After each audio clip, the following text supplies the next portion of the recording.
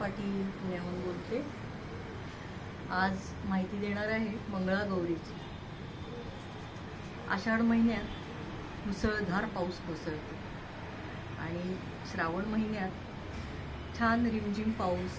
आता बघा ना कसं थोडंसं ऊन आहे आणि पावसाच्या सरी कोसळत असतात आणि धरतीने हिरवागार शालू नेसलेला असतो, जणू काही नवीन नवरीच।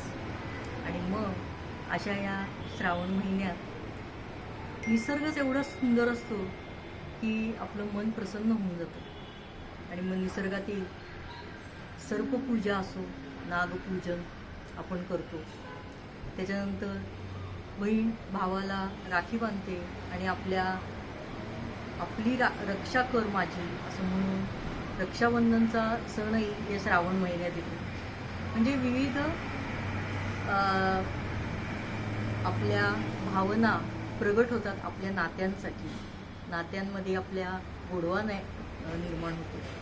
आणि मग अशा वेळी जर पतिदेवांची आपल्याला कशी बरं आठवण राहणार नाही, तर नवीन नटलेल्या सजलेल्या नवीन लग्न झालेल्या मुली या श्रावण महिन्यात दर मंगळवारी मंगळागौरीचं व्रत करतात आपल्या पतिराजांसाठी।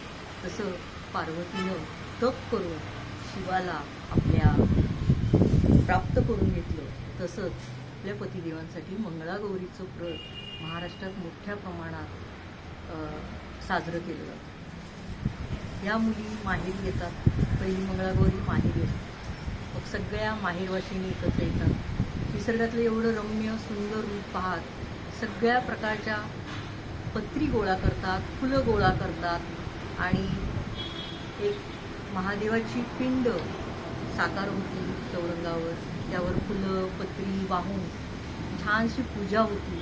शेजारी अन्नपूर्णा माता पण असते आणि मग या मंगळागौरीचं अगदी थाटामाठात सजून नटून थटून मुली नथ बांगड्या ठुशी सगळे दागिने घालून नऊवारी नेसून अतिशय प्रसन्न मनाने छान पूजा करतात। आणि रात्री असतं जागरण, झोपायचं नाही मग रात्रभर झिम्मा फुगड्या असं खेळत मंगळागौरीची छान गाणी म्हणत या मुली आपली रात्र जागवतात। आणि आजही आपल्या महाराष्ट्रात हा सण खूप मोठ्या प्रमाणात साजरा होतो।